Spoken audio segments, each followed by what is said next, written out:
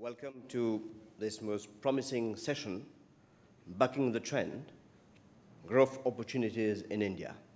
I'm Vijay Punusamy. I'm from Mauritius, but now living in Abu Dhabi, where I'm Vice President for Etihad Airways, and I have the honor to be your moderator this afternoon. This will be a very interactive, informal session, so feel free to come closer to us. And we are delighted to have a very distinguished panel, and delighted to have you, because you also will be contributing to this session. From my far right, we have Mr. Brooks Entwistle, who is the Managing Director and Chief Executive of Goldman Sachs India. Then Mr. Ankur Bhatia, who is the Executive Director of Bird Group India. Ashok Aram, who is the Managing Director of Abraaj Capital in the UAE. We have Stuart Popham, who is the Senior Partner of Clifford Chance in the UK. Ronald Kent, who is Executive Vice President, Head of International Listings at the New York Stock Exchange, Euronext in the UK. And last but not least, His Excellency David Appia, who is the Ambassador of France for International Investment and Chairman and Chief Executive of Invest in France agency from France. I won't introduce each and every one of you, but you are part of this panel discussion too. Now, we only got 75 minutes, and we need some strict management. So I'll make some brief introductory remarks, and then we'll get the panel to make some comments and contributions before we open the floor to all of you. Now, the World Bank has stated that India's growth rate in 2010 could surpass China's for the first time in history. India's relative low dependence on export is changing with its increasing integration with the global economy. India's Finance Ministry reports that India's global trade engagement has risen to account for 54% of India's GDP in 2008-2009. That's a growth from the 30.9% in 2003-2004. Now, of particular relevance this afternoon is the globalization of Indian auto industry over the last few decades. India surpassed China this year in auto exports. Last week, Tata Motors acquired 79% of Spanish-based Hispano Carrocera, a bus and coach manufacturing company, with an option to take a 100% holding. A report from the Automotive Component Manufacturers Association of India estimates the turnover of the auto component industry in India at $18 billion+ in 2007-2008, representing a 27.2% growth since 2002. It also says that the industry will touch $40 billion by 2015-2016. Now, vehicle manufacturers worldwide are now looking to source components from India for their plants in both developed as well as developing countries, such as North America, Brazil, Argentina, and Russia. Fiat is said to have plans to buy auto parts worth $1 billion from India by 2010 for its European and other operations. Nissan said it would source auto components worth $40 million from India by 2011-2012. Hyundai is looking at increasing sourcing components from India for its global operations. BMW plans to increase component sourcing from India for its global operations. General Motors is planning to source components worth $1 billion from India. So is Ford, which is looking to import components worth $500 million from India for its worldwide operations. Volkswagen says it had started sourcing auto components from here for its European factories. India is growing.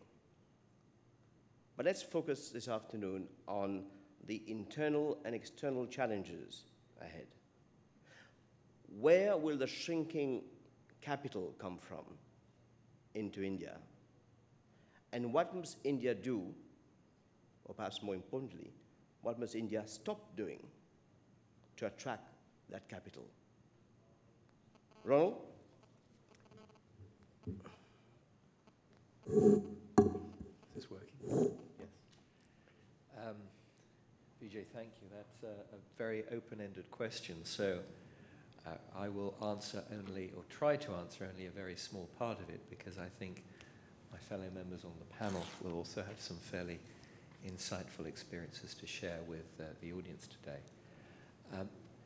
I have the happy responsibility of having a global job and of speaking to people who both put capital to work, entrepreneurs looking to raise capital, and people who invest capital, investors who have decisions to make as to whether to deploy it in India or elsewhere in the world. So that provides a sort of interesting perspective. And I think the way I would talk about it is like a multi-series television program playing out, 26 weeks, and we're probably at this stage, if we regard the onset of the economic global crisis 2 years ago as the first episode, we're probably around episode 5 at this stage, so there's a long way still to go. But at episode 5, I think India has looked extraordinarily attractive on a global basis, for the reasons that Vijay, you allude to, which is if when people look around the world and they see a couple of themes, which I'm sure my fellow speakers will touch on. First of all, enormous, unparalleled quantities of stimulus being injected into economies all over the world by governments in amounts never seen before. Secondly, questions beginning to be asked, and we heard Prime Minister Rao yesterday comment on this from an Indian perspective about, well, what next? Because you can't continue to inject serious drugs into the world's blood system forever. At some point, we have to start going cold turkey and returning to whatever, again, we've heard the theme used a couple of times in the last few days, whatever the new normal looks like. So in that context, in a world where we're still having large quantities of remedial drugs injected into the bloodstream, and where many economies came close to heart relapse, those economies which are still growing at pretty respectable rates by anyone's standard, and extraordinary rates given the environment we're in, are very attractive places to invest. And that's, I think, what one has seen in India really since what appears to have been the bottom of the cycle. I'm not going to say more strongly than that, because who knows what the next few years will bring in February, March this year. And the Indian market, as a signpost, has had a tremendous rally. What we're seeing around the world now is, as I look at markets as far apart as Australia, Europe, and the US, is investors stepping back and asking themselves, well, if, as Prime Minister Rao said in an Indian context, and this is echoed elsewhere in the world, the drugs are withdrawn slowly over the next few years, and the world has to start to pay the bill in terms of higher taxes, potentially lower growth in certainly many other parts of the world, which has impact for the export demand, Vijay, that you talked about from the Indian auto component business. What does that mean on a relative basis? And I think potentially that's a real issue and a challenge for India, because what I think of as the momentum wall of money that has really come into India both this year domestically and internationally, then I think reflects much more carefully.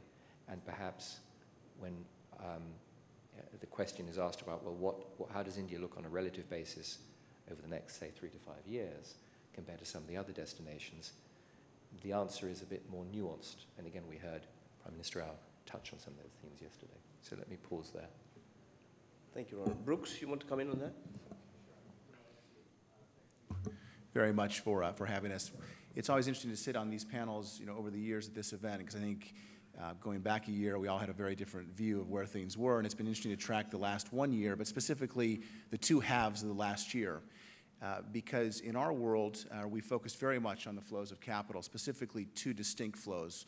First, foreign institutional investors, or FIIs as we call them, people that come into the market, or FDI, longer-term capital. And it's really been a tale of two stories here.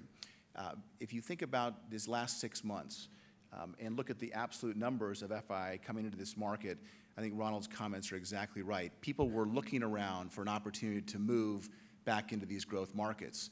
And May 16th and the election here clearly provided that opportunity. And as we saw this flood of capital come back in, and to put some numbers on this, for calendar year 07, the FI numbers into India were roughly 18 billion US. There was a net outflow of 12 billion US during 2008. And we're back at about 15 billion US of inflow this year, much of it since the election in May.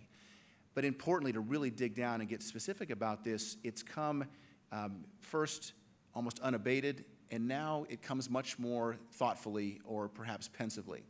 Initially, companies were able to raise capital, and we participated in this in helping companies raise capital from the real estate sector, from the power sectors, and people that got out the door came to the market very quickly after things turned and the election results came out, were able to take advantage of what effectively was a wave of new capital coming and looking to come to work. If you fast forward, though, from May through June into July and August, as we took different companies onto the road to try to raise capital from the same group of investors, what you started to see was a bit of India fatigue. And that's a natural element, natural phase. But people are asking more questions, getting more detailed. I think it'll be a real symptom of this cycle as we think about where we are now, that this capital, while it does come initially, and it did here, in a big wave, it's coming now in a slower form, in a more thoughtful form, and specifically digging in to the growth characteristics of the company, and not just buying into opportunities to recapitalize a company or to jump into a sector that feels hot. And again, I think you'll continue to see this specifically as the initial public offering market opens up in India. People will be a bit more skeptical this time around, and I think foreign capital and global capital and FIIs in general, and Ronald sees this whole world from his global beat, but we see it here in India specifically, have become much more discerning. And it's up to us as merchant bankers and investment bankers to be able to provide these institutional investors with companies, with growth stories that need capital to grow in an appropriate and successful manner. If you think about the other side of capital and go to the FDI side of it, and we've got people on the panel that will address this in a global way as well, those numbers haven't been quite as stark as it relates to the turnaround. In fact, if you look at 2007, where you had roughly $19 billion of FDI, 2008, that number peaked at roughly 33 billion US dollars, and right now, year to date, it's roughly 16 or 17 billion US dollars. And part of that is, again, whether or not it's corporate or private equity or others coming in looking at this market on a longer-term basis, there haven't been quite as many opportunities. We're, again, living in the second half of a year where the first half was pretty dismal, so this may continue to grow as a number. But that foreign long-term capital is still not here in size, and that's something we should debate more as to why that is. So again, the quick capital has come back. It's more discerning. The longer-term FDI capital has come. It's looking, but hasn't put as many roots in this year as we would have thought. Thank you very much, Brooks. Ashok, you want to? Thank you, Vijay. I think to echo what has been said so far, but you know, the capital in India, if you look back over the last sort of 10 years, has had foreign capital coming in, has had three distinct forms. The biggest has always been what I call the remittances and the money coming from the non-resident Indians back into India, which averages between 15 to 25 billion, peaked at about $25 billion a year. So that's a very critical $25 billion coming into India on a consistent basis. Now, given the global downturn, one does expect that to temper a bit, but would still be in the north of $15 billion, I think, on an annualized basis. That's also crucial because it plays a role in funding the current account deficit of the country. The second, as was alluded to earlier, has been foreign institutional investor money, which again peaked at about $18, $20 billion in 06, 07. I think it'll average 15 billion, not more, I think, in the next year or two. The third, which is on a comparative basis, if you look at Russia, Brazil, China, and many of the other emerging markets, is foreign direct investment. And I don't think India has done that well in the foreign direct investment space. Given the macro 50,000 feet discussions which always happen and the surveys which put India number 1 or number 3 or number 2, in terms of interest among multinational companies. If you then translate that to dollars and cents, apart from 1 year where it went to about $30 billion of approved investment, or $30+ billion, generally it has averaged only about $10 to $15 billion. And Montek gave this cumulative number of $120 billion over the last 5 years, and I think that's more or less correct. Now, that raises a lot of questions when you look forward and you say, what will be the capital outlook for foreign capital outlook coming into the economy? I think the emerging markets in general have had a robust run in the last 6 months as capital has been put back to work, and India has been as much a beneficiary as any other emerging market, and as John just said, 15 billion of money has come in. Let's park that aside. I think as long as valuations are reasonable, good stories come to the market, existing companies come up with good capital growth plans, I think that money will come in a sustained manner, but in a differentiated manner. I think the two key pools we should always focus on, because I think they provide a legitimate basis to plan forward, is A, foreign direct investment, whether it's corporate or private equity. And the second is sort of non-resident Indian money, you know, which is supplementary quite often to domestic capital as well. Now, there is a lot of discussions going on around a lot of assets, particularly around the infrastructure space. Infrastructure money is new money, and India's situation in infrastructure is complicated when you compare it with a couple of other emerging markets. In the Middle East and Russia, they have energy revenues, which they can recycle. In China, there are reserves, which they're recycling in a very big way. But in India, in infrastructure, it has not been you know, as robust as one would like it to be, because you have the government of India, which crowds out the insurance pool within the country. So in most countries, the insurance pool provides a very good source of long-term investment capital for infrastructure. So the government of India kind of crowds that out. And then in the commercial banking space, sort of the top 50 companies in India crowd out a lot of the other companies which are looking for sort of capital in the infrastructure space. Now, speaking from the Gulf, from a Middle East perspective, I think there's tremendous interest to invest in the infrastructure space in India. You were rolling out the statistics to be more concrete on the auto sector, and you know, I've been part of a lot of the discussions of Hyundai, BMW, Volkswagen, a lot of these other players, and at the end of the day, there are 3 clusters in India. You have Pune, Bombay as one cluster, you have Chennai, Bangalore, Hosur as another cluster, and you have Delhi, Gurgaon with the Maruti Suzuki cluster here, Hero, Honda, and others. I don't think these numbers will play out if the core infrastructure is not invested into. You can't be a big export powerhouse in the auto sector if you don't have good parts, good ports, and you don't have a steady and continuous supply of power. Right? So roads, ports, electricity supply are a sine qua non for the auto sector to be a big player in terms of getting integrated to the global supply chain, whether it's sourcing components or providing cars back into the economy. And I think from our perspective, that's a topic we're looking into in a very key way. Because if that sector can be opened up, that sector can be enabled to receive capital, you can easily get $100 billion of capital a year. The economy can take $100 billion of capital a year. We have invested in 3 infrastructure companies in India. I mean, Vijay is sitting there in ECI, he's just won a $400 million contract in Maharashtra. We have Ramki Infrastructure, and we're looking at a lot of that space, ports, electricity, roadways, and so forth. These sectors can absorb $100 billion a year easily.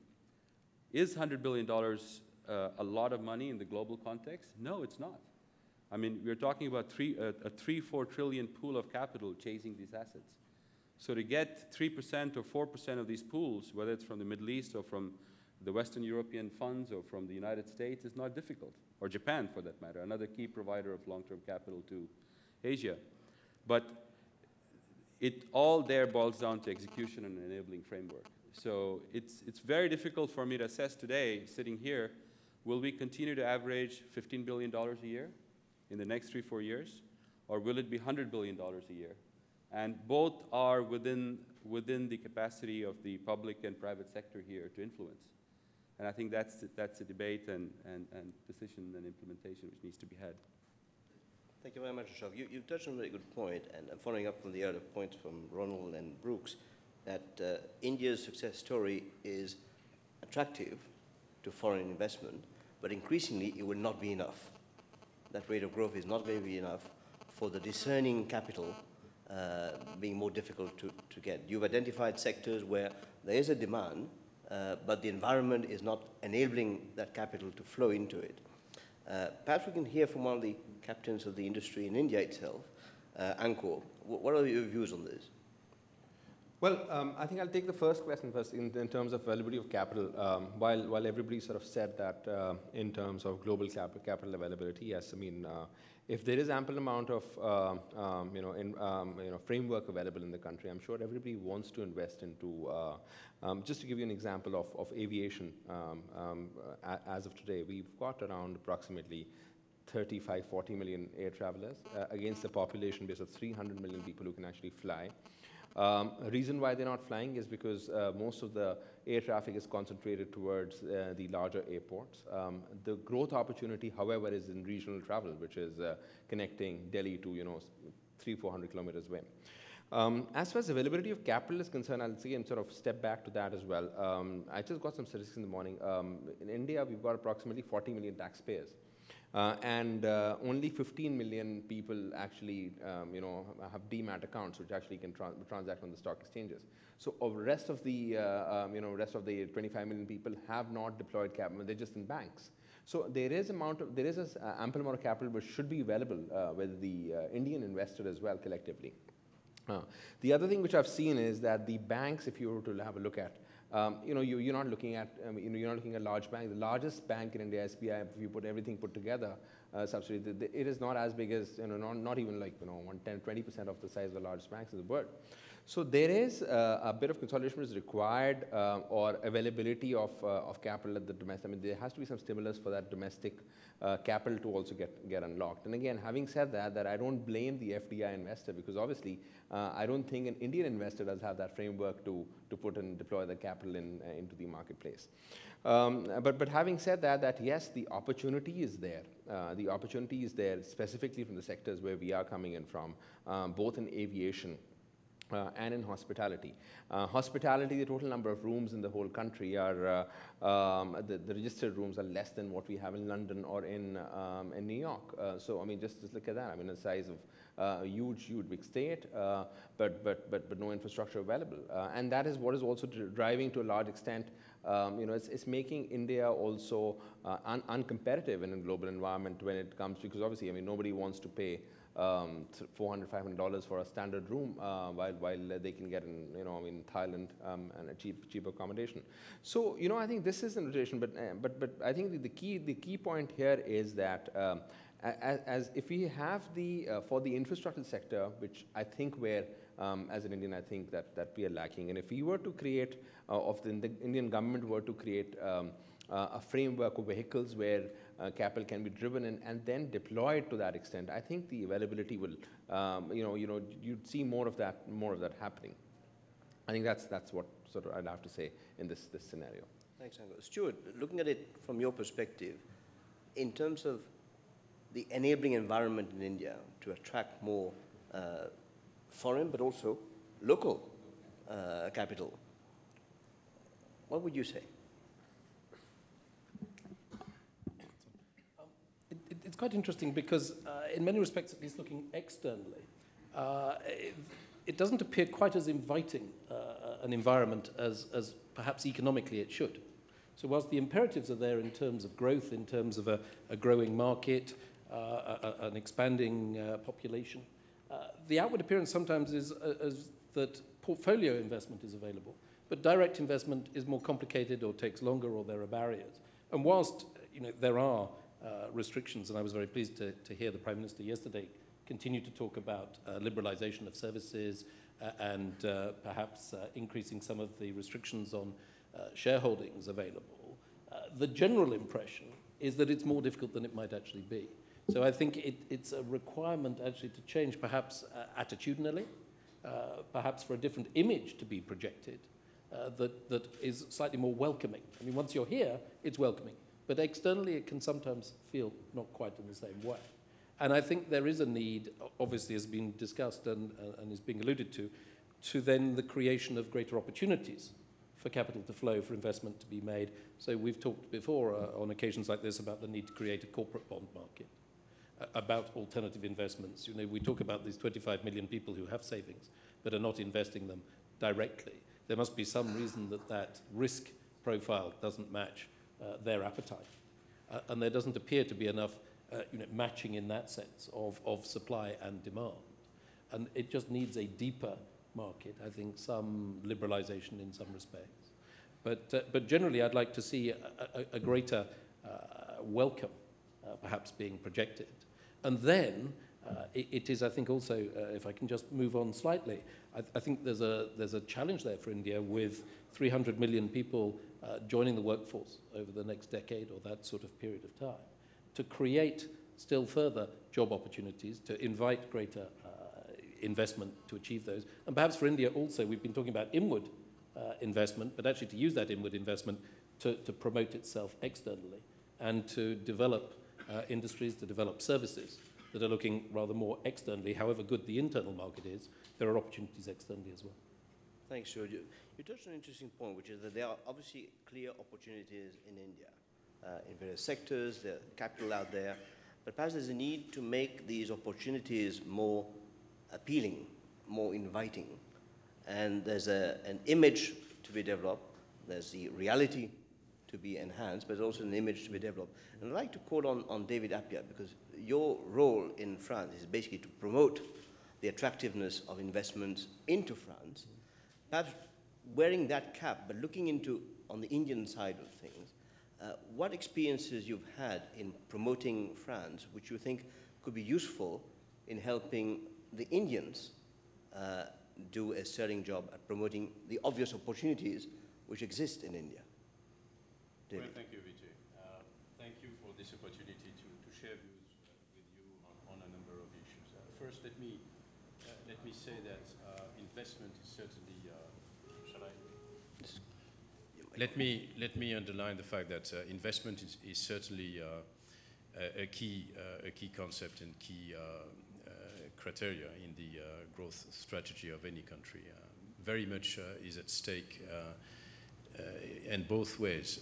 For companies that have grown to a certain stage where they can envisage going international, it's certainly a fantastic way to be closer to their markets. And it's, in my view, the number one reason why so many foreign companies decided over the last few years to go to Europe, a great market, and in particular to France. We currently have more than 20,000 foreign companies operating in our country. So be close to your market.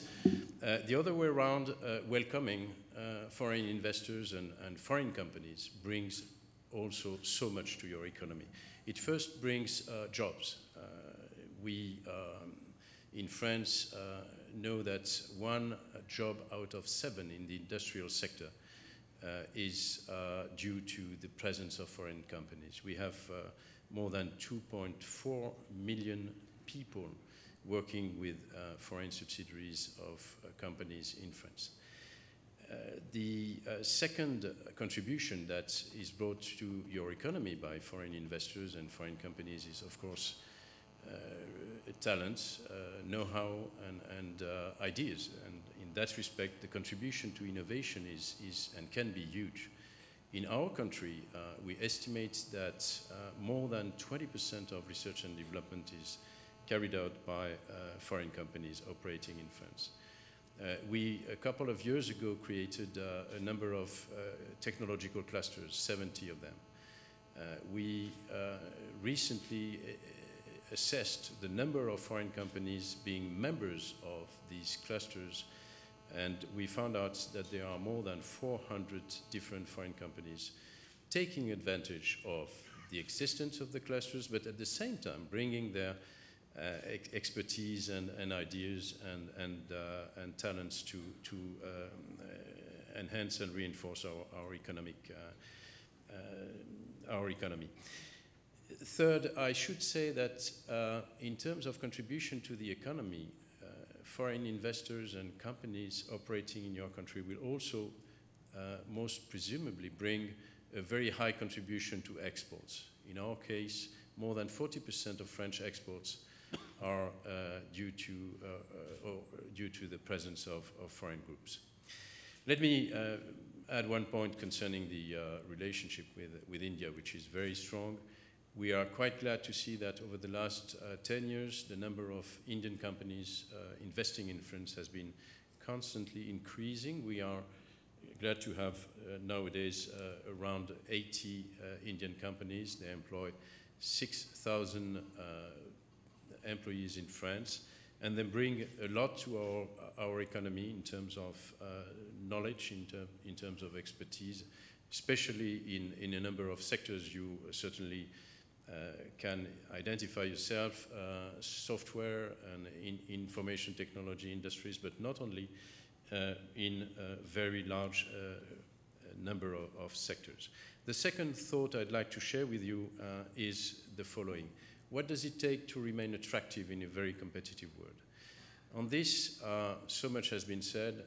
Let me just tell you that what strikes me is that the factors for the attractiveness of your territories are very similar to the factors of the competitiveness of your economy.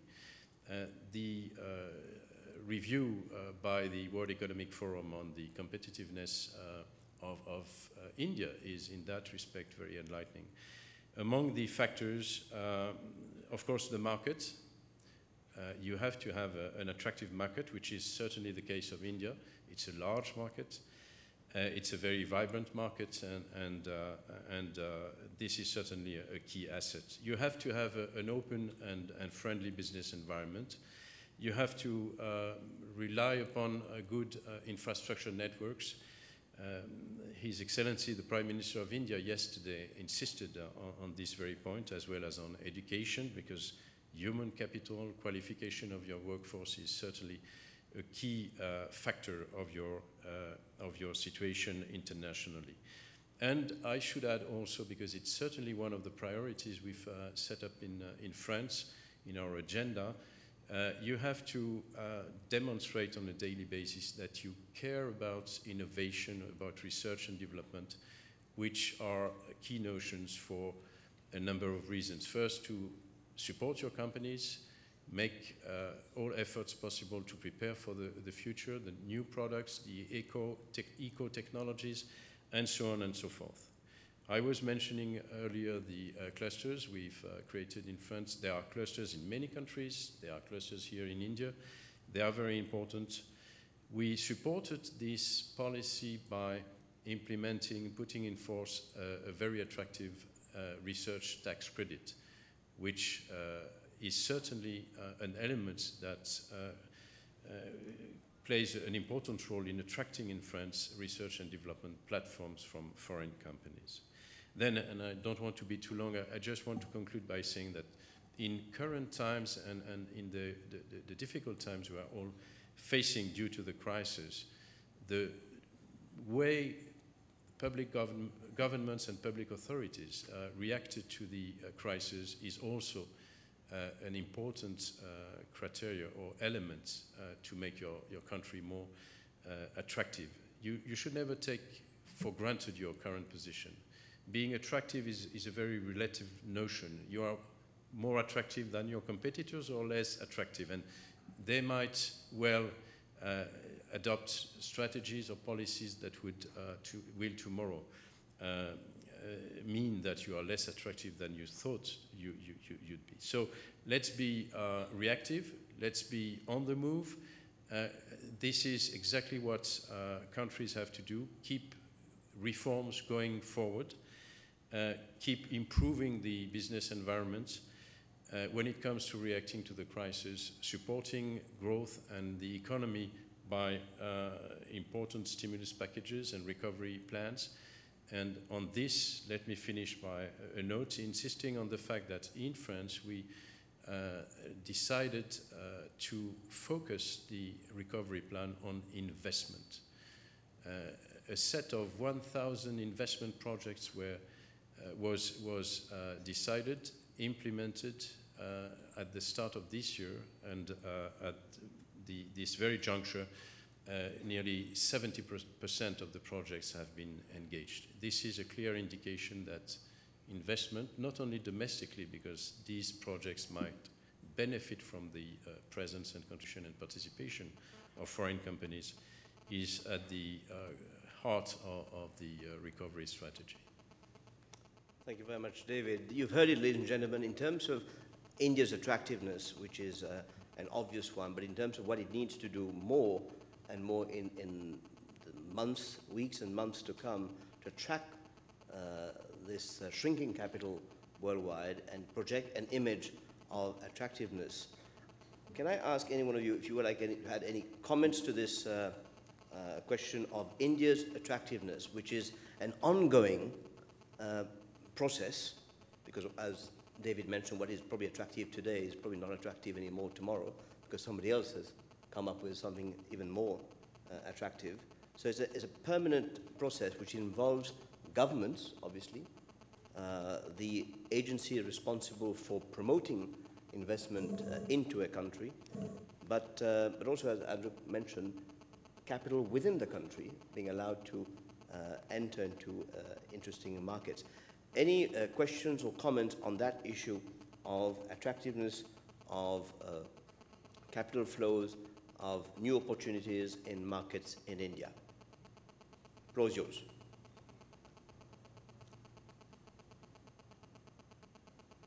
Anyone? Can I just, whilst Yes? you're looking to involve our audience here, just make a few comments about that attractiveness in general terms, and say that one of the obvious attractions for India is its legal system.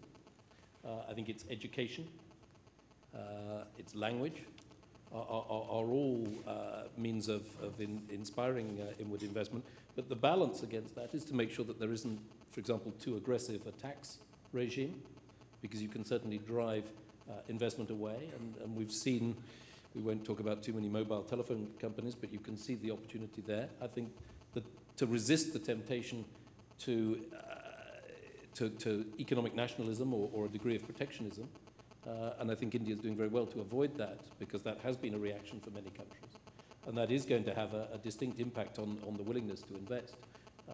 One of the things I don't think is so well known is the fact that profits are entirely repatriable, and dividends out of India for foreign investors, that isn't a restriction where it is in many countries.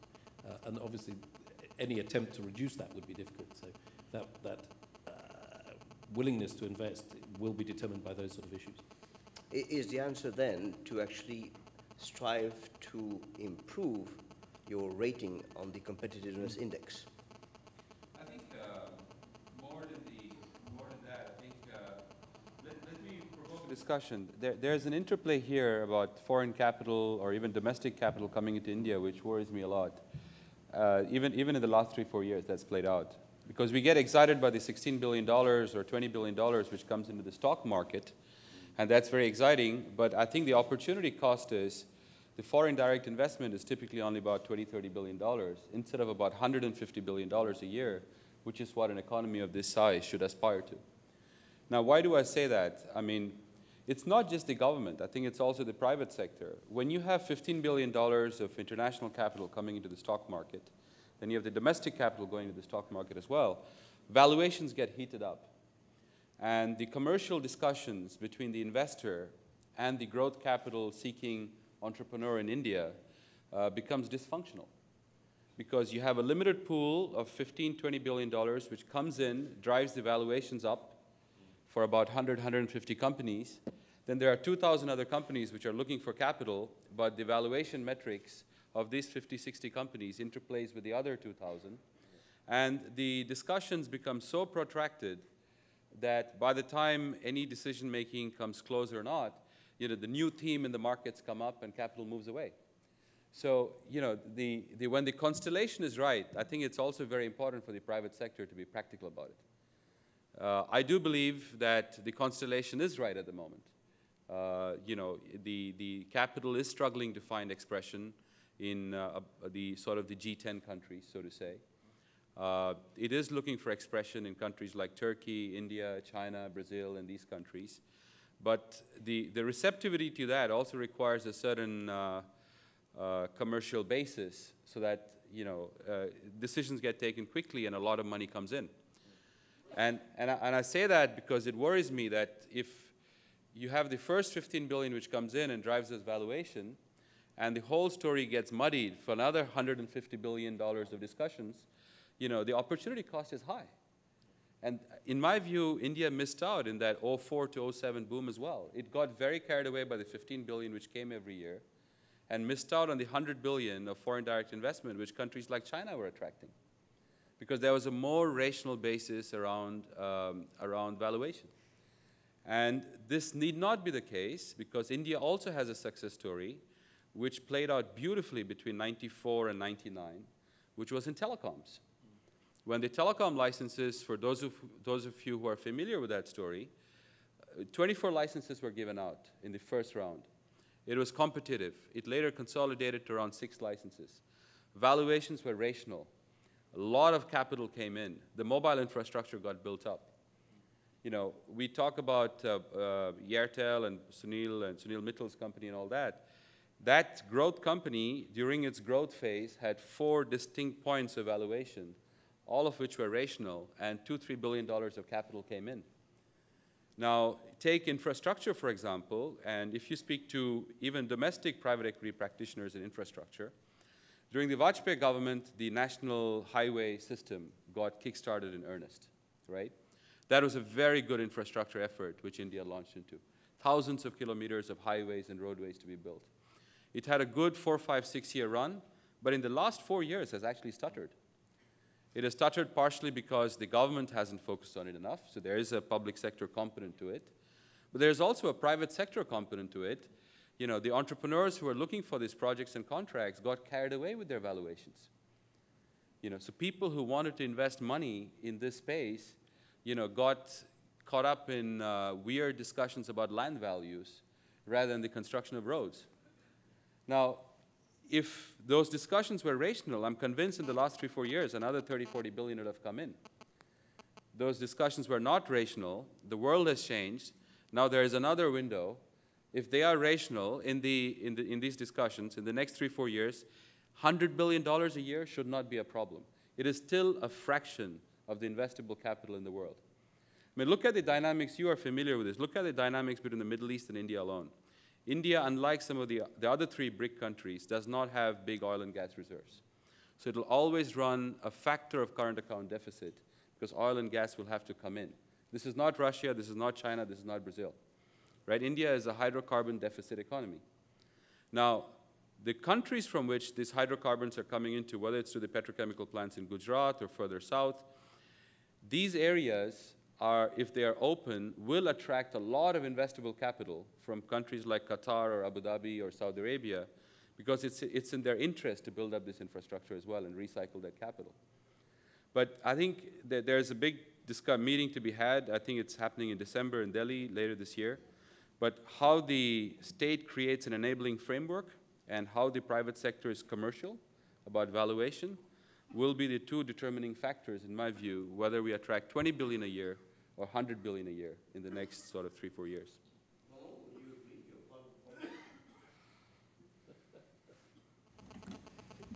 Obviously was listening to a different part of the presentation to recognize that I was part of the problem.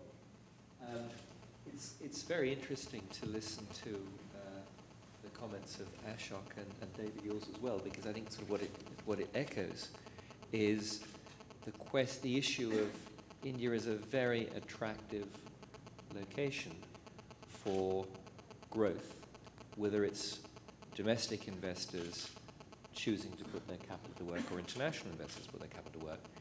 But India's going to have to make, like many other countries, some interesting choices in the years to come, because I completely agree with both David and Ashok.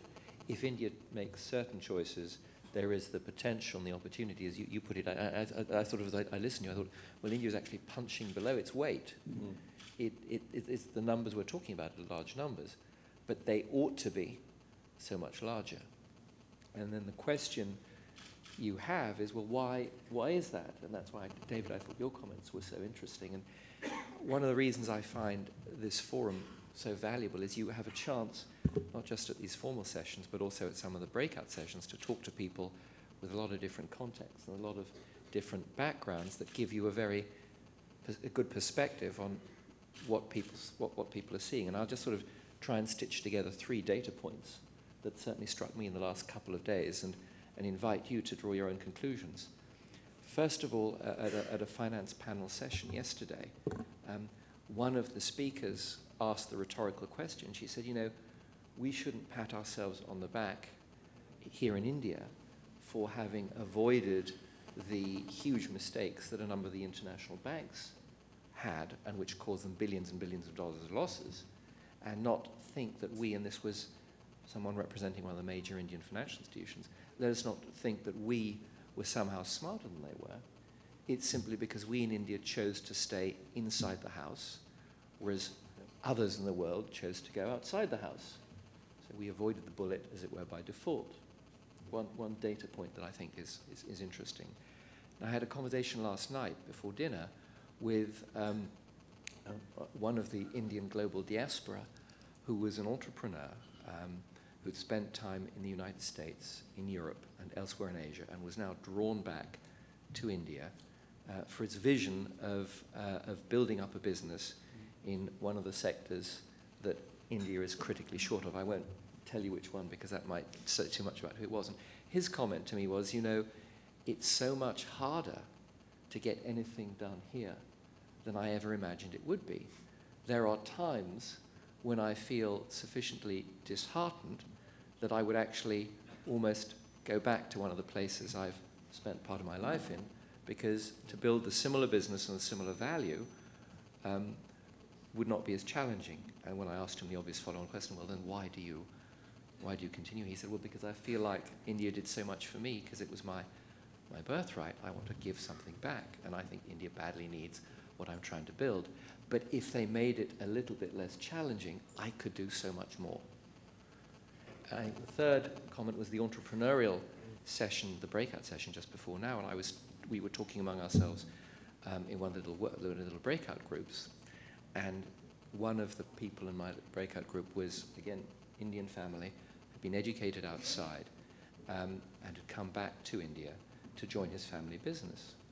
And his comment to me, and this was when we were discussing the whole issue of the Indian ecosystem and how it contributes towards the growth of India, his comment to our group was, I was educated in the States, and I took entrepreneurial courses because I felt that's what India really badly needs. And we need role models that are told not to be doctors and lawyers and accountants. Forgive me, Stuart. That's right.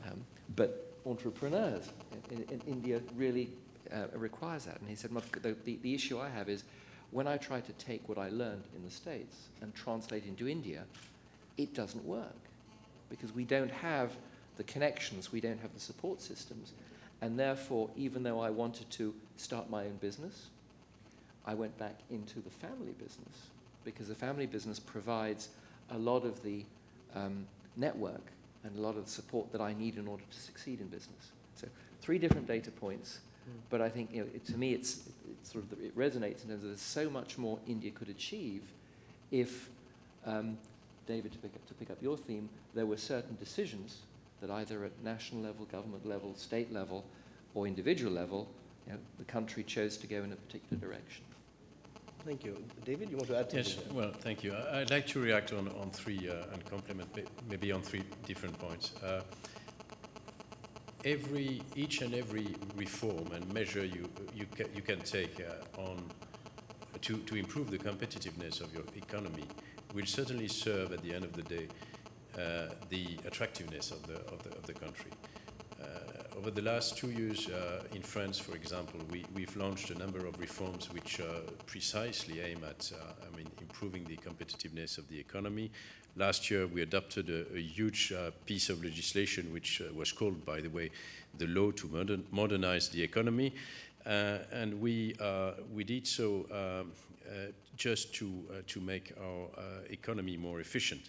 And this brought a very, very valuable contribution to the image of the country and to the reality of the situation for foreign investors, and it's certainly a huge plus and a set for the attractiveness of the country. But we did more than that, because we decided that we had to improve the business environment in France specifically for foreign investors, and we chose to act in two directions. First, on the tax issue, we reduced the procedures and tax burden for expatriates and foreign citizens or business people operating in France. And second, we worked on the improvement of the visa and residence permit system to make it easier and quicker and more efficient. So we will continue in that direction, but what serves competitiveness certainly automatically will improve your attractiveness internationally. The second remark is just to underline that India is regarded by French companies as a very important market, a very attractive market, and we have more than 700 French companies operating in this country. They will certainly be ready to participate in the development of infrastructure, transport, energy, nuclear industry in particular, but not only in these industrial fields. Let's not forget the agribusiness sector, which is of vital importance. Third and final remark, I said a couple of minutes earlier that investing abroad is most of the time the best possible way to be closer to your market. It may have and bring another advantage, open new opportunities for your own business. Let me just, sorry, excuse me for that. Let me just explain that. A number of foreign investments and foreign companies operating in France, including Indian companies that have set up their businesses in France, have acquired French companies or entered into partnership or joint ventures with French companies. Having done that, they are in a stronger position, as well as the French partner is in a stronger position to develop business abroad on third markets. I keep in mind a very recent example. I was traveling in France and visiting a company in the eastern part of France, in the Alsace region. Some of you may know, very active from an economic standpoint. And I met with an American company that bought a couple of years ago a French company, and together they went to invest in a number of countries, especially in Korea, South Korea, and they decided to partner with a Korean company, which is their partner in Korea, to invest in China. It's becoming a very complex game in a sense, and foreign investment is probably the number one step for that sort of strategies on third markets. And I'm glad to tell you that a number of Indian companies are contemplating that sort of first investment in France and then a strategy on international markets. Thank you very much, David. We have one question from the floor here, please, and then one at the back. The microphones will come to you.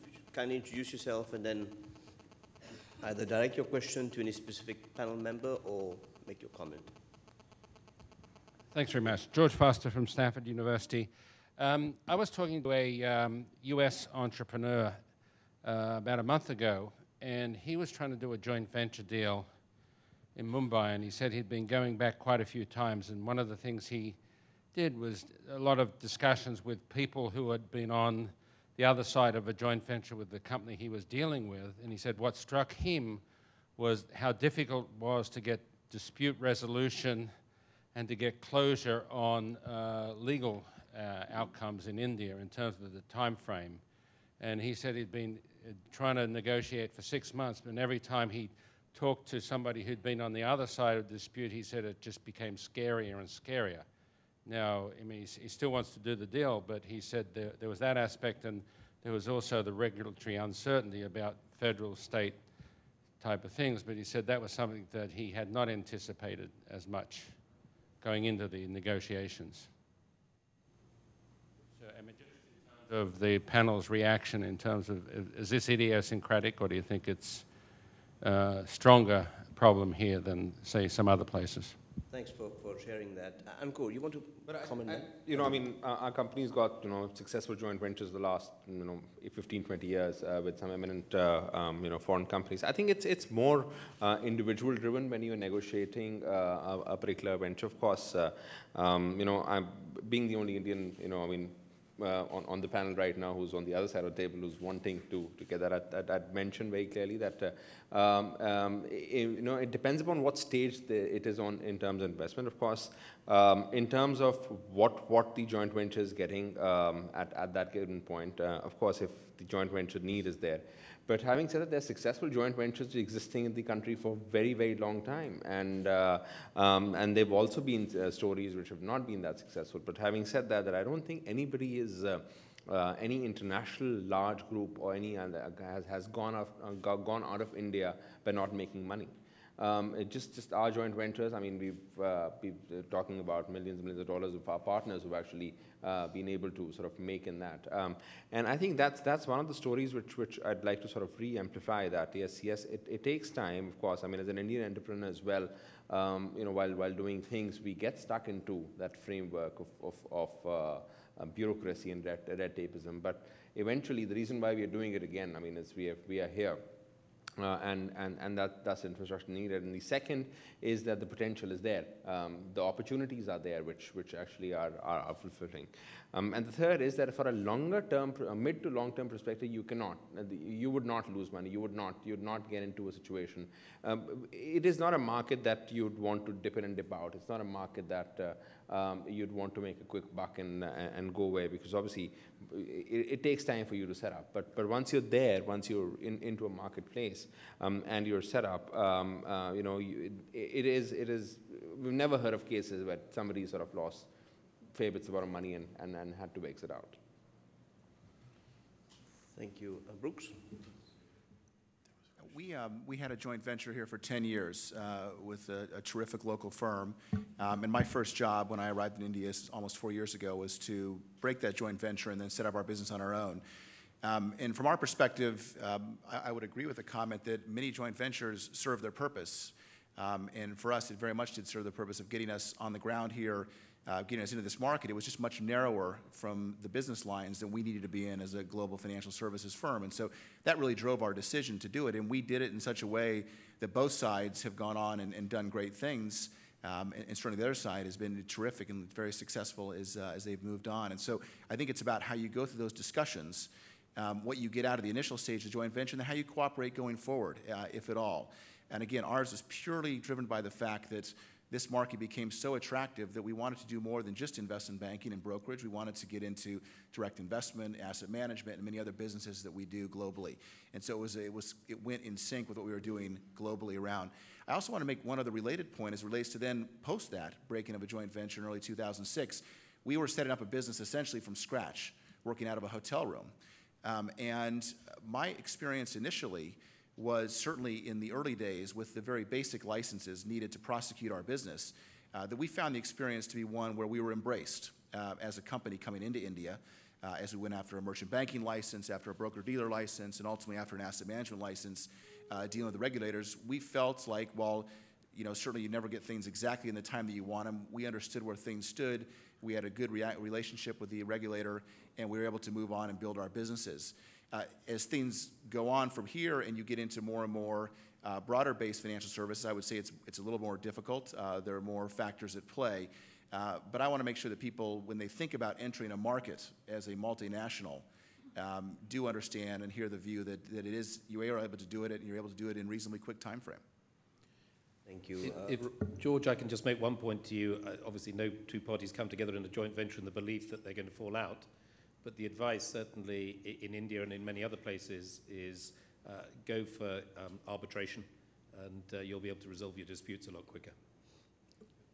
It's the only time you'll get some free legal advice from Clifford Chance. If I can Ronald? just make one last comment, which I think perhaps will top what we've just heard from the other panelists, because it's another wonderful corridor conversation yesterday that I think encapsulates what we've discussed.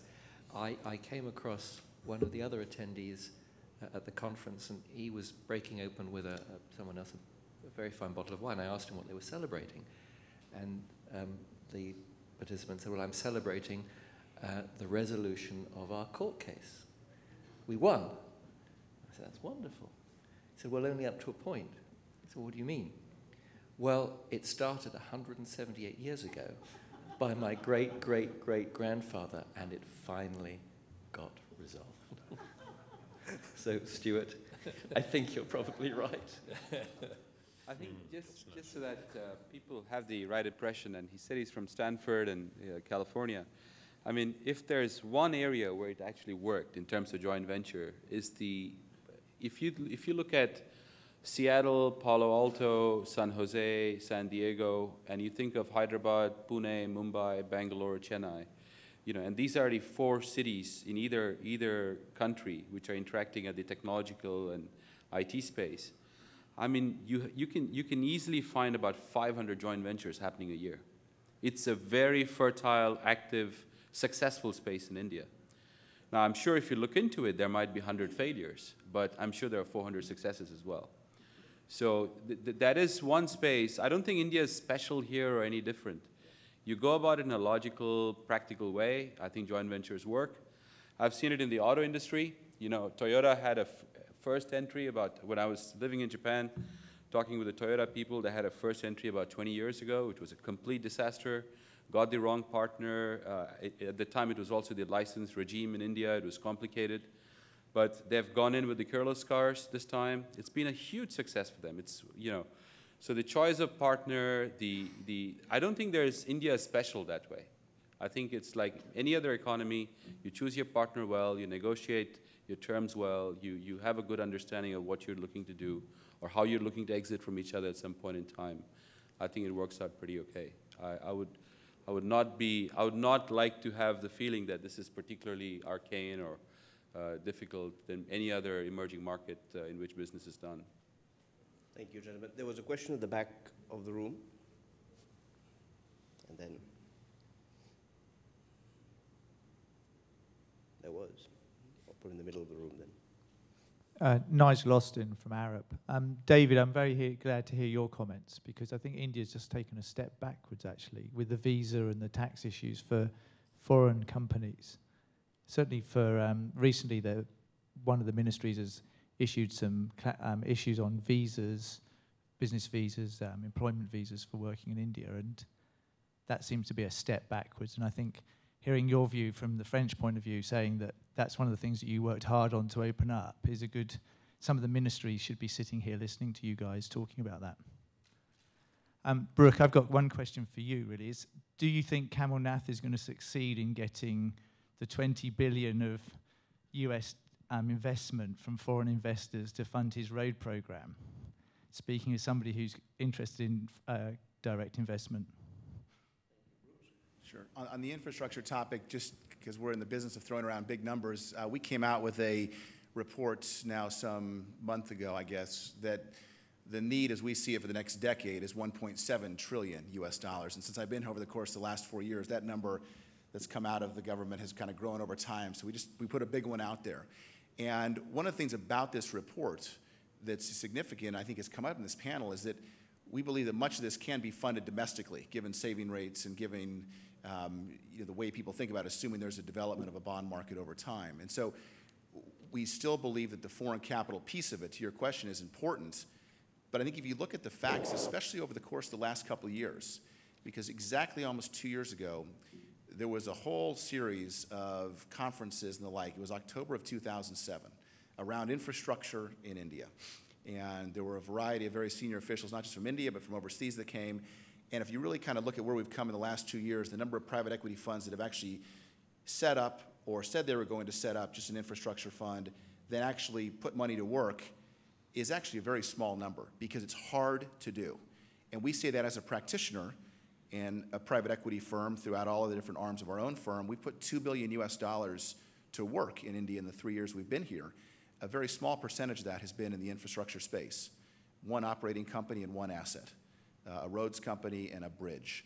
And it's just hard work. And so I think any attraction of foreign capital in the infrastructure space has got to be driven by definable, discrete projects with returns that can compete globally. Because if you're running a global infrastructure fund, and Ashok, I think will back this up.